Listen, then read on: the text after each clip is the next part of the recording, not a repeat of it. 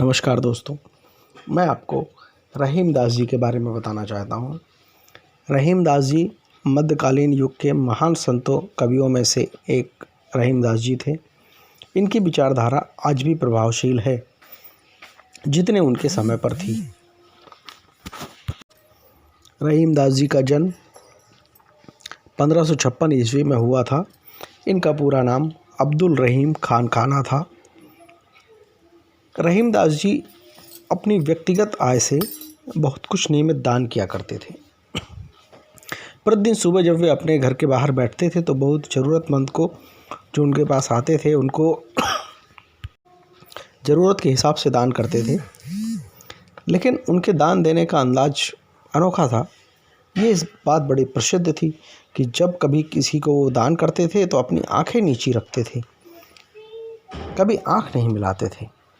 उस पर एक जो उस समय के संत थे उन्होंने उनको पत्र लिख करके पूछा कि ऐसी देनी देन जू कित सीखे हो सैन, ज्यों ज्यों कर ऊंचे करो त्यों तो नीचे नैन। अर्थात, हे मित्र, तुम ऐसे दान देने के बारे में तुमने ये कहाँ से सीखा है?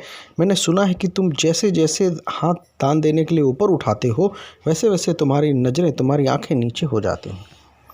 इस पर रहीमदास जी ने जो उत्तर लिखा वो उत्तर लिखा, देनहार कोई और है, देवत है दिन रैन, लोग भरम हम पर करें, याते नीचे नैन।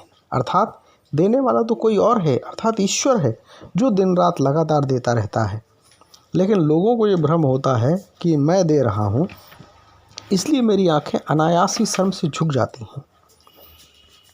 रहीमदास जी का ये जवाब, कितना महत्वपूर्ण बात उन्होंने कही कि दान देते समय या किसी की मदद करते समय हमारे मन में अभिमान बिल्कुल नहीं होना चाहिए और विनम्रता का भाव होना चाहिए। इनके जो ये दोहे हैं इनमें सुखी जीवन के कितने सूत्र छिपे हुए हैं। इन